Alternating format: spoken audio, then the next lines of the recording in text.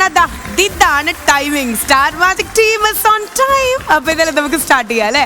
Welcome all of you and now you are watching Eurogard Star Magic.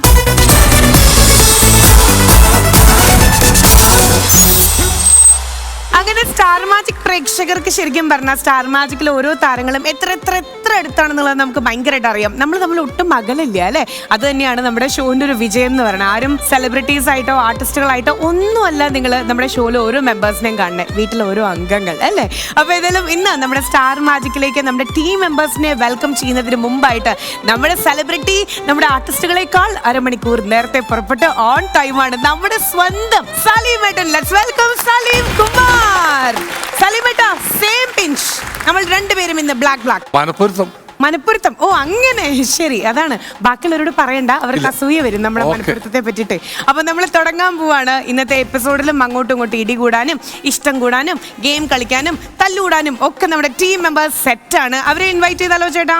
Let's welcome the entire team members to star magic.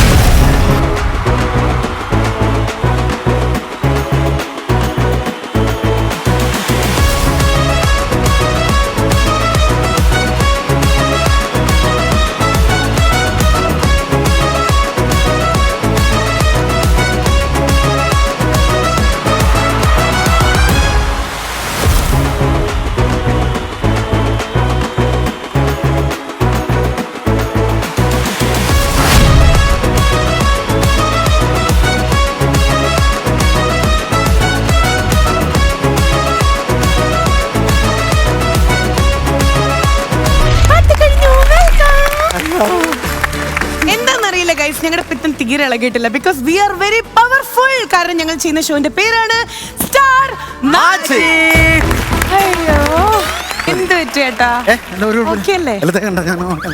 എന്തിനാ എപ്പോഴും കളിയാക്കുന്നേ? ആ പക്ക ഫിറ്റാ, ഒരു പ്രശ്നമില്ല. അത് fit ആയ ആള് പറയുമ്പോ അത് പക്കയായിരിക്കും. സലീമേട്ടൻ എന്താ ആലോചിച്ചത്? ഇപ്പൊ ഞാൻ ഒരു കാര്യം ചോദിച്ചാൽ വിഷമം തോന്നരുത്. ഇപ്പൊ ഒരു ദിവസം ഈ ഫ്ലവേഴ്സ് TV പറയുന്നു ഞങ്ങൾ ഈ സ്റ്റാർ മാജിക് പിരിച്ചു വിട്ടേക്കണം. നിങ്ങൾ എങ്ങനെ ജീവിക്കും? ലക്ഷ്മി മണലി വരാൻ പോകും. ഞാൻ ATM സെക്യൂരിറ്റി, അതാകുമ്പോ അകത്തിരുന്ന് ഉറങ്ങാം. അല്ലല്ല, ഇദ്ദേഹത്തിന്റെ കോട്ടയത്ത് നിന്നാ കാണാം. പുള്ളി എക്സിക്യൂട്ടീവ് തൊപ്പി വെച്ചോണ്ടേക്കുള്ളൂ.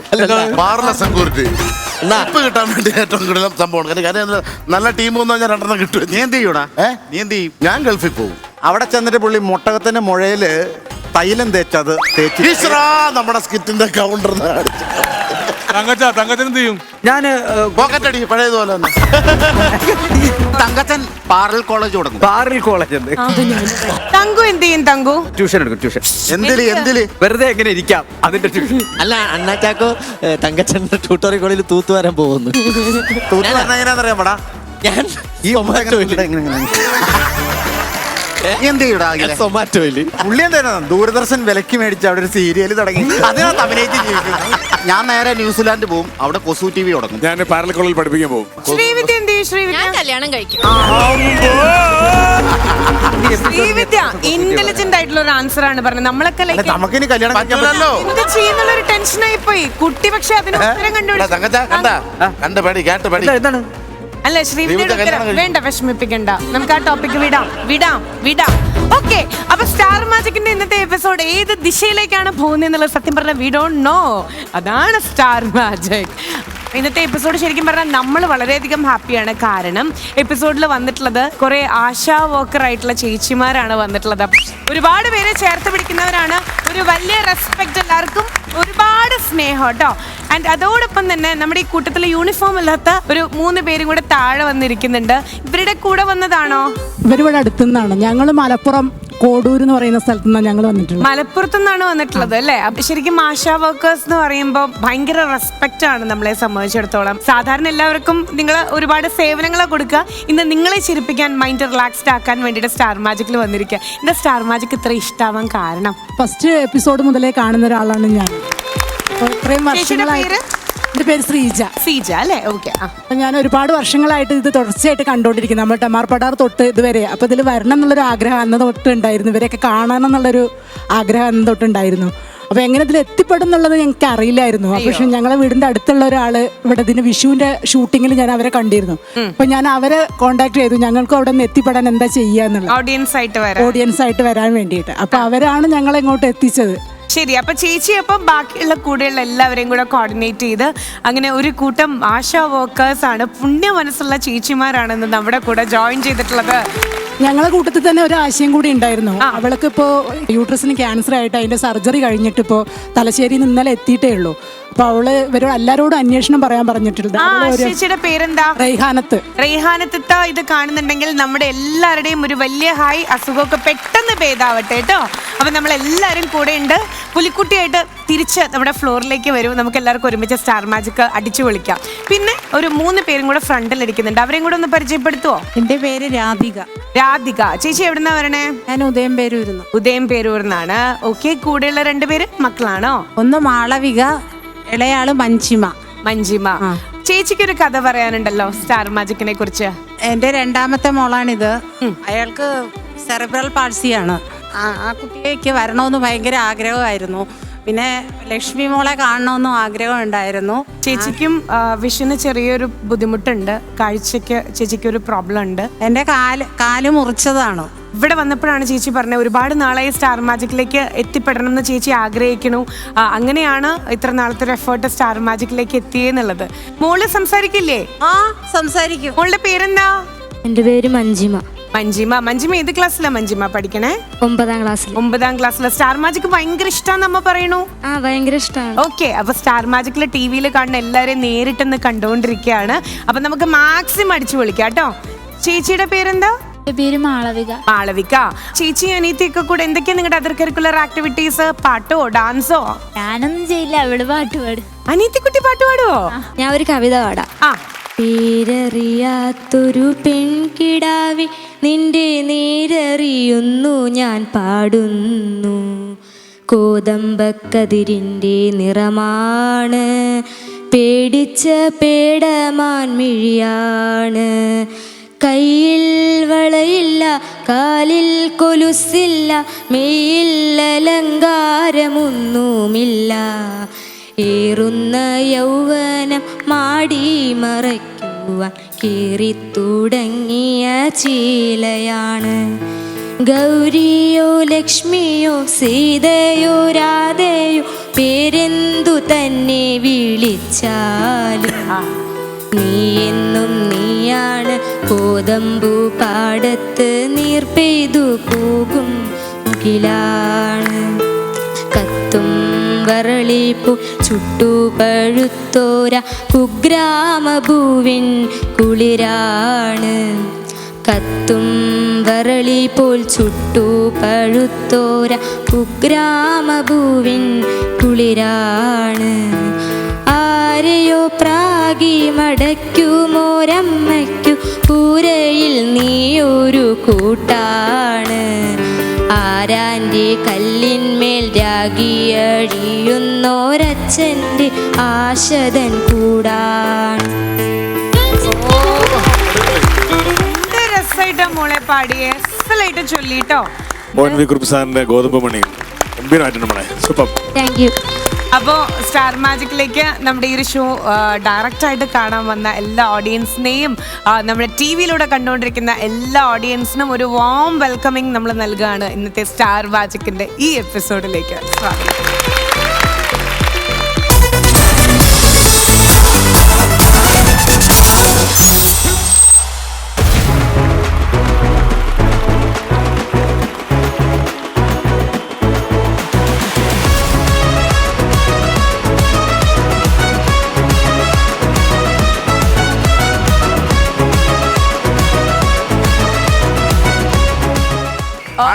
അടിപൊളി, നല്ല ഉഗ്ര കോംബോ. 4 കിളിയും ഫ്രണ്ടിലൊരു വെകിളി. ഇത് എടാ കിളി പെനപ്പ് കാണിക്കലടാ. ശരി, ഈ കിളിക്ക് എന്താ പേരിടുക? മഞ്ഞക്കിളി തന്നെ പേരിടുക. ഞങ്ങളുടെ ടീം ഗംഭീരമായി പെർഫോം ചെയ്തു. ഗംഭീരായിരുന്നു, നല്ല ക്യൂട്ടായിട്ടുള്ള മഞ്ഞക്കിളി. അപ്പൊ മഞ്ഞക്കിളിക്കും ഫാമിലിക്കും വെൽക്കം. ഈ കിളിയുടെ മുട്ടയിടുന്ന സ്ഥലത്ത് ഒരു കിളിക്കുഞ്ഞ് ഉണ്ട്. ഇത് സ്കൂൾ വിടുന്ന കാലത്ത് 3 അച്ഛന്മാരിരിക്കൂലേ, ആ ലാഘവത്തിലാണ് ഞങ്ങൾ കാണുന്നത്. അടുത്ത് വരാൻ പോണത് ഒരു കാക്കയും അതിന്റെ കുഞ്ഞുങ്ങളും.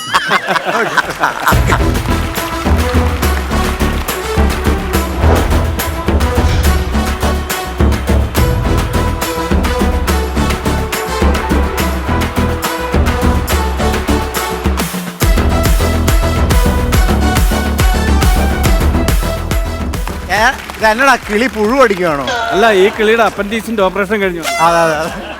ഇതേ കിളി ഇങ്ങനെ പൊറോട്ട അടിച്ചിട്ട് പതറി നിക്കണവര് നിക്കണ ഇങ്ങനെ ആയിപ്പോയി കിളി. എന്തൊക്കെ പറഞ്ഞാലും ഈ കിളിയുടെ ക്യൂട്ട്നെസിന്റെ കാര്യത്തിലാണെങ്കിലും കിളി പറക്കുന്നത് കാണുന്നത് ഇങ്ങനെ നോക്കി നിൽക്കാനും നമുക്ക് തോന്നുക ബിനിച്ചേട്ടനോട്. മഞ്ഞക്കിളിയുടെ അതാണ് ഈ കിളിയാ, ഈ കിളിയാ അല്ലേ? ഈ കിളിയാണ്. ഞങ്ങളുടെ കിളിയുടെ ഡ്രൈവർ വെകിളിയാണെങ്കിലും കിളി നന്നായിട്ട് പറഞ്ഞു. ഞങ്ങളുടെ ടീം വിജയിക്കാനുള്ള കാരണം എന്ന് പറഞ്ഞാൽ, വിജയിച്ചിട്ടില്ല ഗെയിം കഴിഞ്ഞിട്ട്. അല്ല, മനോഹരമാണെന്ന് പറഞ്ഞില്ലേ, അതിന് ഒരു കാരണമുണ്ട്. കാരണം 4 പേരും കിളി പോയവരാണ്. ഇവരുടെ അല്ലേ. അപ്പോ എന്തായാലും മഞ്ഞക്കിളിയെ കാണാനായിട്ട് ഭയങ്കര രസമായിരുന്നു. കിളിയുടെ ഫ്രണ്ട്സിനെ കാണാനും ഭയങ്കര രസമായിരുന്നു. സുധിയുടെ കിളി അടിച്ച് പൂസായി നിൽക്കാന്നുള്ള വല്ലാതെ ഇതും കണ്ണൊക്കെ ചുവന്നിരിക്കുന്നു. അത് അടിച്ച് പിടുത്തവാ പോലെ. പിന്നെ കണ്ണി ചോരയില്ലാത്തവരാന്ന് പറയത്തില്ലല്ലോ നീ. നമ്മുടെ കിളി പച്ച കിളി, എന്നാ കിളിയാ നിൽക്കുക, പച്ച ചാള പോലെ നല്ല കരുത്തോടെ നിൽക്കണം. ചുണ്ട് നോക്കടാ, ബീഡി വലിച്ച പോലെ കറുത്തിരിക്കും. അതെങ്ങനെയാണ് ഇവിടെ വന്നത്? അങ്ങനെ വരേണ്ട കാര്യമില്ല. അതാ പറഞ്ഞ നീ പറഞ്ഞേക്ക നുണയാണെന്ന്. ശരിക്കും ക്യാമറയിലൊന്ന് ക്ലോസ് വന്നു കഴിഞ്ഞ് കഴിഞ്ഞാൽ ആ കിളിയുടെ കണ്ണ് വരെ കാണാൻ പറ്റിട്ടോ. എന്തൊരു റിയലിസ്റ്റിക് ആയിട്ടാണ് ആ ടീം ചെയ്തത്. അതെ അതെ, അതിന് സമ്മതിക്കണം. അടിപൊളിയായിട്ടുണ്ട്. ആ കിളിക്ക് ഞാൻ പേരിട്ടോട്ടെ, ആ കൊസുക്കിളി. കൊസുക്കിളിയോ? ഞങ്ങളുടെ കിളിയുടെ പേര് ലവ് ബേർഡ്സ്. ശരി, ഓക്കെ. സലീമേട്ടാ എന്തെങ്കിലും പേരിടാനുണ്ടോ? ഒരു കോമഡി പേര്. 1-ാം കളി 2-ാം കളി. 1-ാം കളി 2-ാം കളിയോ? Safe play. ശരി, ഒരു അവസരം കൂടെ തരുമോ? ആ ഇത് ബെഗിളിയും ഇത് ഇക്കിളി. അത് കിളിയും കിളിയും. എടാ മഞ്ഞ കോമഡി. എന്റെ മുകേഷ് നായർ, നിങ്ങളൊന്നും ഉണ്ടായിരിക്കും. ദീപു ഇവിടെ വരൂ. ശരി. ഈ മഞ്ഞ ഷർട്ട് ഇട്ടുകൊണ്ട് എന്നാ ഹാസ്യടാ വിളമ്പിയത് ഇവിടെ. അപ്പൊ ഈ കിളിയുടെ പേരാണ് ലൈക്ക് എല്ലാവർക്കും അറിയേണ്ടത്. അപ്പൊ നമ്മൾ എന്ത് പേരിടും? വെട്ടുക്കിളി. എട്ടുകിളിയോ? അവനെല്ലാം നശിപ്പിച്ച് തിന്നും എല്ലാം. അവൻ ഈ വെട്ട് ഗ്ലാസ്സിന് അടിച്ച ഉള്ള ഓർമ്മയാണ്. അപ്പൊ അതിങ്ങനെ വരത്തുള്ളൂ. എനിക്ക് ഇവരെ 4 പേരെ കണ്ട് ഈ ബാറിലൊക്കെ സപ്ലയർമാരായിട്ട് എനിക്ക് തോന്നുന്നു. ശരി, ഓക്കെ. അപ്പൊ ഈ ഗെയിം എങ്ങനെ 2 കിളികളും കൂടെ കളിക്കണ്ടേന്നുള്ളത് ഞാൻ പറഞ്ഞുതരാം. അതായത് ഒരു ടീമിൽ നിന്ന് ഇത്രയും മെമ്പേഴ്സ് ഇങ്ങനെ റെഡി ആയിട്ട് നിൽക്കുകയാണ്. നിങ്ങളുടെ ടീമിന് ഞാൻ ഗ്രീൻ ആണ് തരണേന്ന് വിചാരിക്കുക. നിങ്ങൾ ചെയ്യേണ്ടത് ഈ കിളിയെ ഇങ്ങനെ പറത്തി പറത്തി പറത്തി കൊണ്ടുപോയിട്ട് ആ ബീക്കർ കൊണ്ട്, അതായത് ചുണ്ട് കൊണ്ട് കറക്റ്റ് ആയിട്ടും ആ ഗ്രീൻ ബലൂൺ പൊട്ടിക്കണം. അതിനുശേഷം നേരെ ഇങ്ങോട്ട് വന്നിട്ട് ഇവിടുത്തെ ഗ്രീൻ പൊട്ടിക്കണം. നിങ്ങൾക്ക് കിട്ടാൻ പോകുന്നത് ലൈക്ക് പർപ്പിൾ ഷെയ്ഡാണ്, വയലറ്റ് ഷെയ്ഡാണ്. അപ്പം നിങ്ങൾ ചെയ്യേണ്ടത് ഇവിടുന്ന് സ്റ്റാർട്ട് ചെയ്യുന്നു, അങ്ങോട്ട് പോകുന്നു, അങ്ങോട്ട് പോകുന്നു. ആൻഡ് എൻഡിലെ ടാസ്ക് എന്ന് പറഞ്ഞാൽ ഏത് കിളിയാണോ ഫസ്റ്റ് ഈ ബലൂൺ പൊട്ടിക്കുന്നത് അവരായിരിക്കും ജയിക്കാൻ പോണേ. സ്റ്റാർ മാജിക്കില് നമ്മളിനി പോവാൻ പോണേ ഗെയിമിന്റെ പേരാണ് മഞ്ഞക്കിളി ചെല്ലക്കിളി. അവിടെ മഞ്ഞക്കിളിയും ചെല്ലക്കിളിയും റെഡിയാണ്. ഒരു കാര്യം ചോദിക്കട്ടെ ഓഡിയൻസ്, മഞ്ഞക്കിളിയാണ് ജയിക്കുക എന്ന് പറയുന്നവരൊന്ന് കൈബന്ധിക്കോ? ചെല്ലക്കിളി എന്ന് പറയുന്നവരൊന്ന് കൈബന്ധിക്കോ? ആകെ ഒരാളുണ്ട്, 2 ആളുണ്ട്. Very good. 2 പേര് നിങ്ങളെ അവർക്ക് മനസ്സിലായി ഞങ്ങൾക്ക് ടൈമിംഗ് ഇല്ലെന്ന്. ശരി, അപ്പൊ ഏതായാലും മഞ്ഞക്കിളി വേഴ്സസ് ചെല്ലക്കിളി നമ്മൾ സ്റ്റാർട്ട് ചെയ്യാൻ പോകുമ്പോ കൗണ്ട് ഡൗൺ കൊടുക്കാം. Count down please. 3, 2, 1.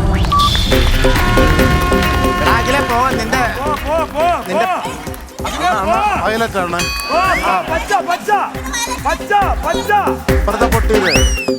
പച്ച മാത്രം, പച്ച മാത്രം, പച്ച. പയ്യ സമയം എടുത്ത് ചെയ്താൽ മതി.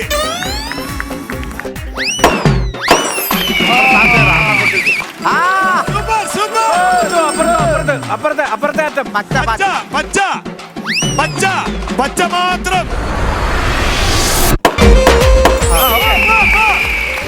Very good. എത്ര മനോഹരമായ തനിവിളി പേര്. മഞ്ഞക്കിളി. സമയമുണ്ടോ? പച്ച പച്ച മതി.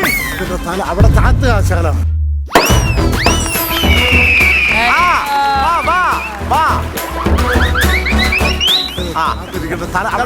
ഇവിടെ പൊക്കട്ടെ. അവിടെ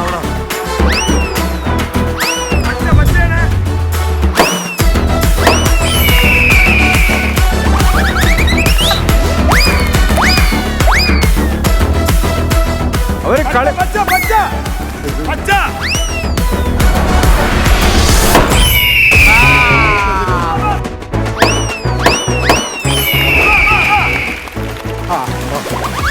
ഒരു കിളിയെ തല്ലിക്കൊന്ന് കമ്പെ കൊത്തിക്കൊണ്ട് പോകുന്നു.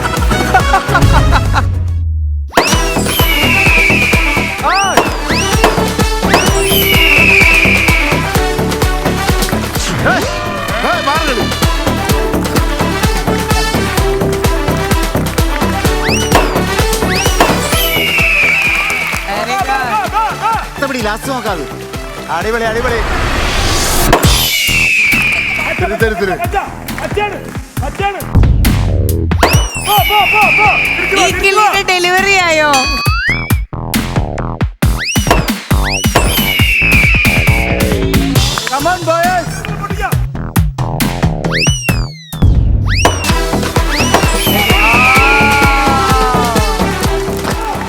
അങ്ങേറ്റം പോടാ no way.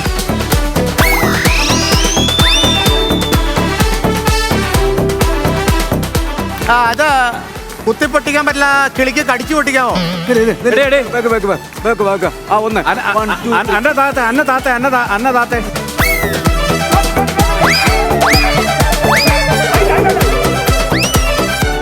Full പൊക്കടാ. Come on, Ullas ചേട്ടൻ. ഉല്ലു.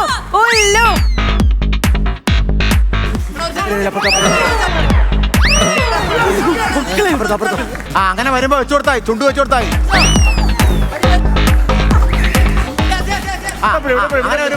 അങ്ങനെ വരുമ്പോ ചുണ്ട് വെച്ചു കൊടുത്താ മതി.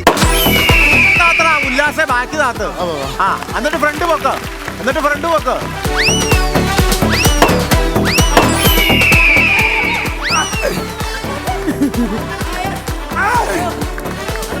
ബാക്കി താത്തളിയാ.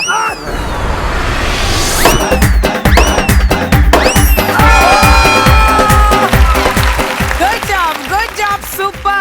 Brilliant play, brilliant ബുദ്ധി.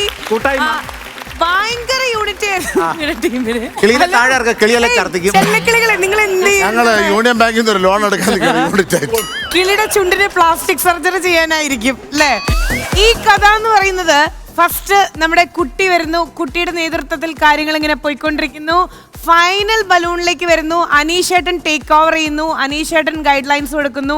എല്ലാരും കൂടെ ശരിക്കും ഒരുമിച്ച് നിന്നപ്പോ ഉണ്ടല്ലോ, അതൊരു വണ്ടറായിട്ട് മാറി. ശരിക്കും ഒരു കിളി എന്താണോ ചെയ്യുക അതുപോലെ. കാരണം ആ കിളി ഒരു നേരത്തെ ഭക്ഷണം എടുക്കണ പോലെ കുറെ ട്രൈ ചെയ്യുന്നു, കിട്ടുന്നില്ല. എനിക്ക് പേടി എന്നാന്നറിയാമോ, ഇതിന്റെ ഭക്ഷണം ആയിരിക്കും കിളി അങ്ങനെ ഇവിടെ തിന്നെങ്കിലോ എന്നായിരുന്നു എന്റെ പേടി. നമ്മൾ മനസ്സിലാക്കേണ്ട ഒരു കാര്യം, നമ്മൾ പരിശ്രമിക്കുക. അപ്പൊ അവിടെ അവസാനം ആ പരിശ്രമിക്കുന്നതിന്റെ ഇടയിൽ ഉല്ലാസേട്ടന്റെ റോള് വളരെ വലുതായിരുന്നു. ക്യാമറ കണ്ണുകൾ അത് ഒപ്പി എടുത്തിട്ടുണ്ട് ആ സമയത്ത്. പുള്ളി അതിവിദഗ്ധമായിട്ട് ഈ ഗെയിമിന് സർട്ടിഫിക്കറ്റ് മേടിച്ചു തന്നുള്ളതാണ്. ഇക്കിളി എന്ന് പറഞ്ഞ ഗെയിം ലാസ്റ്റ് പേര് മാറി പൊക്കിളുന്നായി. അപ്പോ നിങ്ങളുടെ യൂണിറ്റി ആണ് ഈ ഒരു ഗെയിമിൽ നിങ്ങളെ വിന്നേഴ്സ് ആക്കിയത്. Good job. അനീഷേട്ടനും ഒരു സ്പെഷ്യൽ കൈയ്യടി. കാരണം ആ ഫ്രണ്ടിൽ നിന്നിട്ട് ഒരാൾ എടുക്കുന്നു, ബാലൻസ് ചെയ്യുന്നു, അതും ചില്ലറ കാര്യമല്ല. Good job. ആൻഡ് നല്ല രീതിയിൽ ഈ കിളിയെ പറത്തിയതിന് നിങ്ങൾക്ക് ഹലോ, ഞങ്ങളെ കുറിച്ച് എന്തായാലും ഒക്കെ പറയാം. പറയട്ടെ, എന്തായിരുന്നു നിങ്ങൾ ഇവിടെ കാട്ടിക്കൂട്ടിയത്? ഞങ്ങളൊരു കിളി പറന്ന് പോവുകയാണ്. അടിക്കണമെങ്കിൽ അടിച്ചിട്ട് പോയി, അല്ല വേറെ നീ എന്നെ ലോക്കൽ ബാറും എല്ലാം നടത്തണ്ടോ? അടിച്ചിട്ട് പോരെ. മന്ത്രവും കുന്തറവും കുതന്ത്രവും പഠിച്ച കുമ്പടിയോട് ഓട്ടക്കാശി ചോദിക്കുന്നോടാ. നിന്റെ ഓട്ടോ പോലീസുകാരുടെ CC ക്യാമറ പതിഞ്ഞ് പെറ്റിയടിച്ച് നീ പണ്ടാറടങ്ങി പോട്ടാ കാലാ.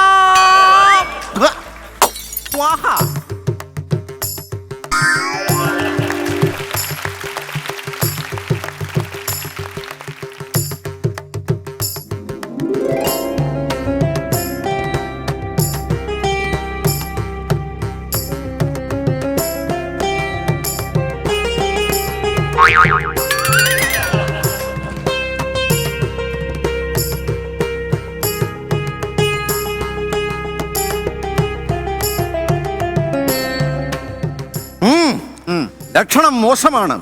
അപശകുനങ്ങൾ കാണുന്നു. ചയ്യ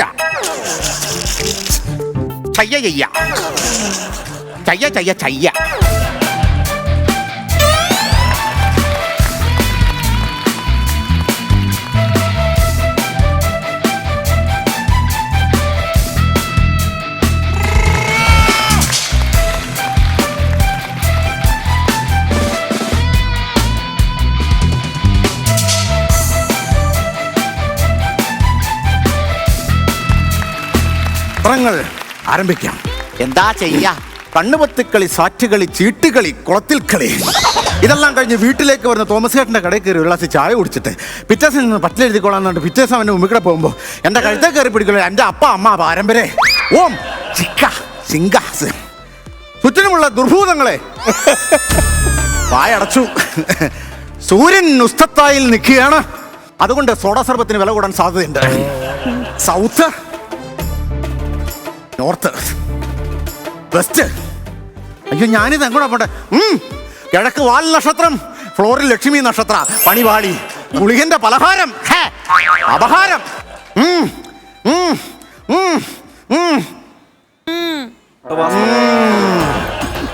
നീ ഇവിടെ ഒളിച്ചിരുന്നാൽ ഒന്നും മനസ്സിലാവില്ല കരുതി ഇവിടെ നിന്ന് നീ ഉൾക്കണ്ണുകളുണ്ട് എന്റെ മന്ത്രത്തെ നീ കെട്ടാനുള്ള നിന്റെ ശ്രമം.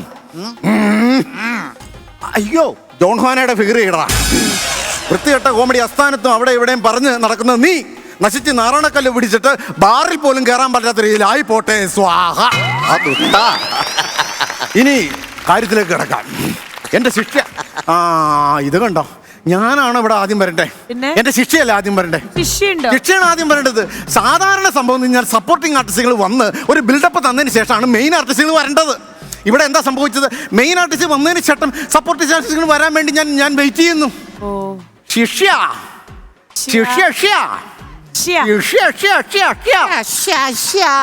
പഴയ റിവോൾവർ തോക്ക് വെടിവെക്കും പോലെ ഞാൻ എന്റെ ശിക്ഷേനെ വിളിച്ചിട്ട് അവള് വരുന്നില്ല. ശിക്ഷ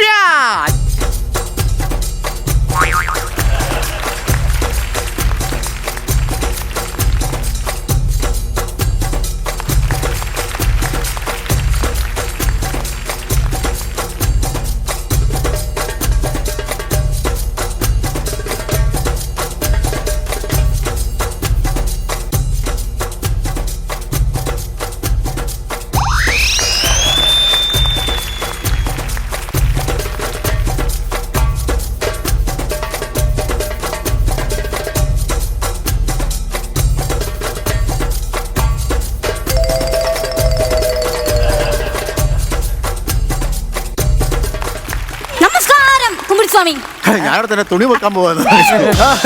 എവിടുന്ന് കിട്ടി കുട്ടി നിനക്ക് ഈ ധൈര്യം? ഇതുപോലത്തെ ധൈര്യം ഞാൻ നെയ്ച്ചാളയിൽ മാത്രം കണ്ടിട്ടുള്ളൂ. അല്ല, നെയ്ച്ചാളയല്ല, ചാൾസ് ശോഭരാജ്.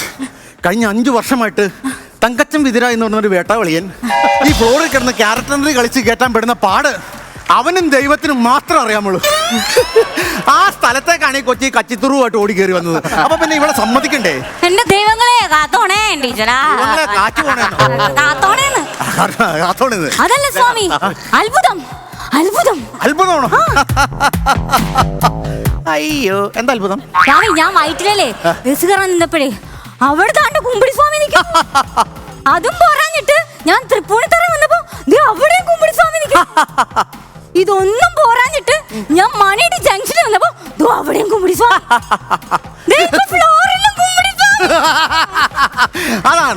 അതാണ് കുമ്പിടിസ്വാമി.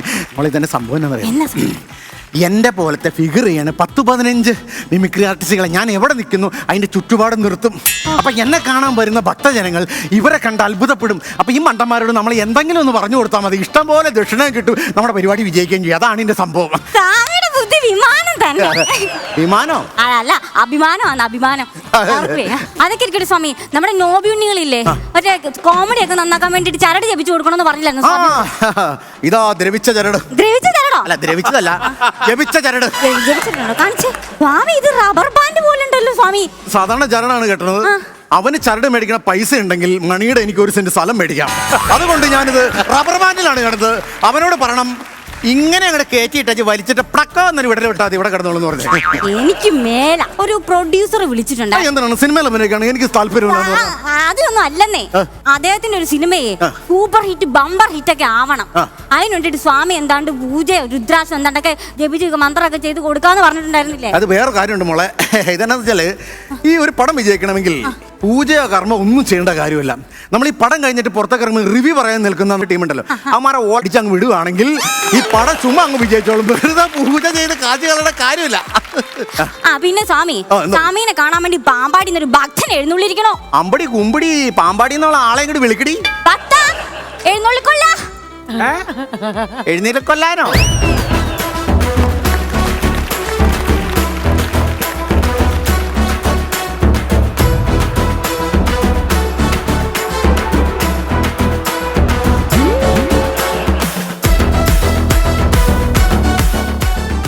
നമസ്കാരം. സ്ഥാനാർത്ഥിയല്ലേ? അയ്യോ, അല്ല, ബഹുമാനം കൊണ്ട് ഞാൻ നമസ്കാരം. പോക്കറ്റിൽ നിന്ന് പൈസ ഒന്നും കൊടുക്കില്ല. എന്താണെന്ന് കാര്യം എന്ന് വെച്ച് പറഞ്ഞത്? സ്വാമി ഒന്ന് കാണാൻ വേണ്ടി വന്നതാണ്. സ്വാമി നമ്മൾ അങ്ങനെ വലിയ ഫേമസ് ഒന്നുമല്ലോ. നമ്മൾ സദാ മനുഷ്യൻ, ആടകളില്ല, ആരെയും കാണുന്ന ഇഷ്ടപ്പെടുന്നില്ല, പബ്ലിസിറ്റിയില്ല, ഒന്നും വേണ്ട, ഒരു സദാ മനുഷ്യൻ. അങ്ങനെ പറയരുത്. സ്വാമി ആർക്കാ അറിയാൻ മേലാത്തത്? അതെന്താ അങ്ങനെ പറഞ്ഞേ? അസാധ്യ കഴിവല്ലേ അങ്ങേക്ക്. എനിക്കെന്ത് കഴിവ്? ആന്തരിക അവയവങ്ങൾ ഓരോന്നായിട്ട് കുടല്, കരള്, പ്ലീക, ഹൃദയമൊക്കെ പുറത്തെടുത്ത് കഴുകിട്ട് അതുപോലെ അകത്ത് വെക്കാൻ കഴിവുള്ളൊരു മഹാസിദ്ധരല്ലേ അങ്ങ്? അത് സത്യത്തിൽ വെച്ചാൽ ഞങ്ങളത് ഇന്നും ഇന്നലെ മിനിഞ്ഞാന്ന് മുതൽ ചെയ്യുന്ന ഒരു സാധനമല്ലത്. ഞാൻ ഈ മന്ത്രതന്ത്രികൾ പഠിച്ച അന്ന് മുതൽ ഞാൻ എല്ലാ ദിവസവും വൈകുന്നേരങ്ങളിൽ എന്തൊരു ആന്തരിക അവയവങ്ങള്, കിഡ്നി, ഹൃദയം, ലിവർ, പോട്ടി, ഇതെല്ലാം ഞാൻ പുറത്തെടുത്ത് കഴുകിയതിന് ശേഷം ഇങ്ങനെ അന്ന് ഞാൻ കുറിക്കുമല്ല, ഞാൻ വായിക്കണായിട്ട് ഇങ്ങനെ സെറ്റ് ചെയ്യും. ഇങ്ങനെ ഒരു ദിവസം സെറ്റ് ചെയ്തുകൊണ്ടിരിക്കുന്ന സമയത്ത് ഒരു ഭക്ത വന്ന് ഞാൻ ഈ ബ്ലീഹയൊക്കെ വായിലിടുന്നത് അവർ കണ്ട്. അയ്യോ, അവർ കണ്ടതിന് ശേഷം ഒരു ഇന്റർവ്യൂവിൽ ഈ പെങ്കൊച്ചി അങ്ങ് വിളിച്ചു പറഞ്ഞു, സാധനം കയറി അങ്ങ് വൈറലായി. അങ്ങനെ സംഭവിച്ചതാ. അങ്ങനെ സംഭവിച്ചത്. എന്താ ഭക്തന്റെ പ്രശ്നം? എന്താ? എന്നെ രക്ഷിക്കണം സ്വാമി. എന്നെ രക്ഷിക്കണ ആരാന്ന് പറഞ്ഞ് ഞാൻ നോക്കി നടക്കുമ്പോ ഇവനെ രക്ഷിക്കാൻ പറഞ്ഞാൽ ഞാൻ എങ്ങനെ ഇവനെ രക്ഷിക്കും? എന്താ പറഞ്ഞു? അല്ല, രക്ഷ അത് ഇവിടെ മാത്രമേ കിട്ടൂ. ദൈവത്തിന്റെ അടുത്ത് പോലും കിട്ടില്ല, എൻ്റെ അടുത്ത് മാത്രമേ രക്ഷ കിട്ടൂ. എന്താണ് നിനക്ക് എന്താണ് വേണ്ടത്? സ്വാമി, എല്ലാത്തിനും തടസ്സമാണ്. ഒരു വാഹനം മേടിക്കാൻ വയ്യ, വാഹന തടസ്സം, ഭവന തടസ്സം, കല്യാണം, എന്റെ വിവാഹം മുടങ്ങും, വിവാഹ തടസ്സം, എന്തിനേറെ പറയുന്നു. ഇന്നലെ രാത്രി എനിക്ക് മൂത്ര തടസ്സം വരെ.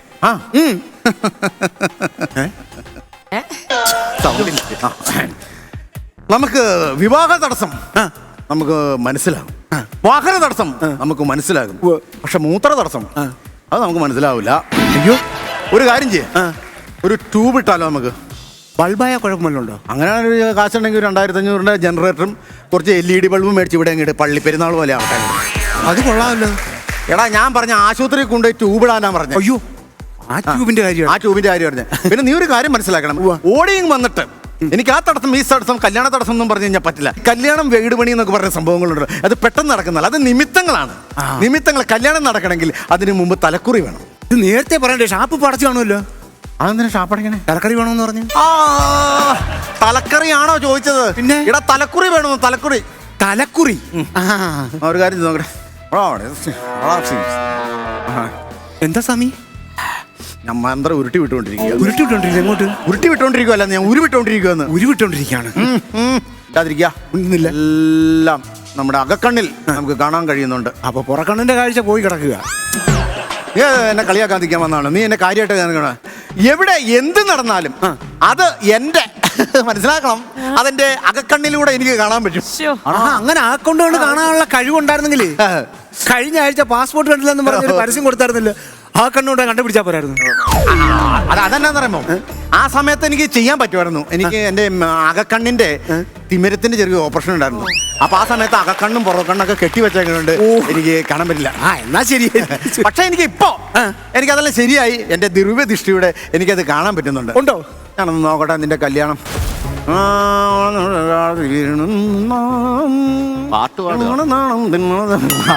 കല്യാണം ഒരു 50 വയസ്സ് കഴിഞ്ഞ് നിനക്ക് നടക്കൂ. 50 വയസ്സ് കഴിഞ്ഞ് നടക്കത്തുള്ളൂ? അതെന്താ അങ്ങനെ?